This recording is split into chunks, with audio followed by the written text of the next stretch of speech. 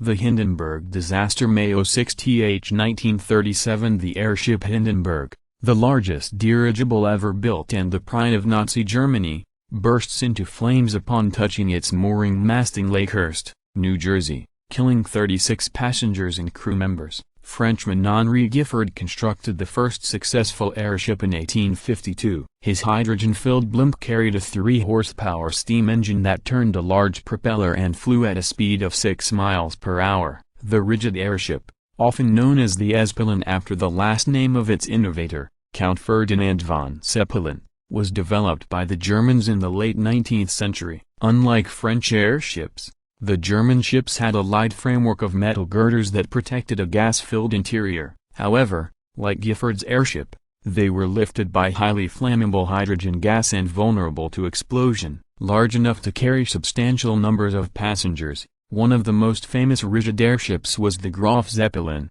a dirigible that traveled around the world in 1929. In the 1930s, the Graf Zeppelin pioneered the first transatlantic air service, leading to the construction of the Hindenburg, a larger passenger airship. On May 3, 1937, the Hindenburg left Frankfurt, Germany, for a journey across the Atlantic to Lakehurst's Navy Air Base, stretching 804 feet from stern to bow.